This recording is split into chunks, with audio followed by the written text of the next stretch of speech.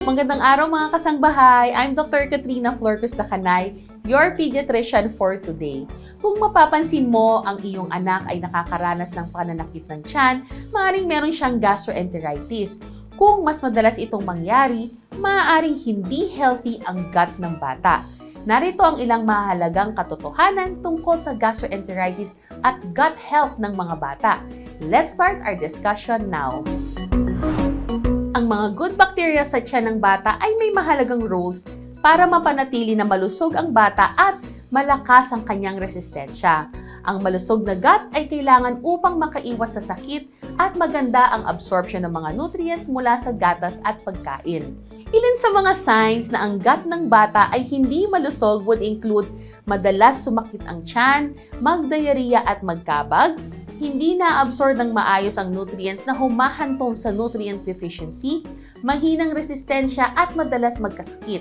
At iba pang mga symptoms would be hirap sa pagtulog, paiba-iba ng mood at panghihina. Narito ang ilang mga tips upang palusugin ang gut ng mga bata. Number 1, alam nyo ba na ang fiber ang nagsisilbing pagkain ng mga good bacteria sa gut?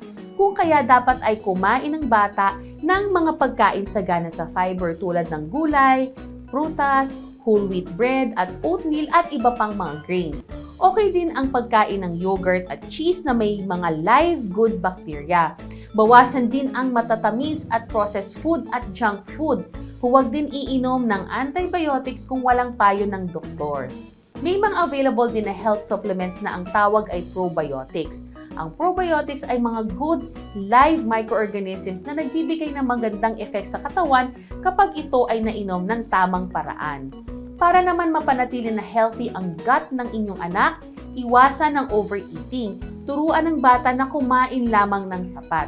Pakainin ang bata ng high fiber food, painumin ng sapat na tubig everyday ang bata, at iwasan ang fast food, delata, junk food at iba pang mga processed food.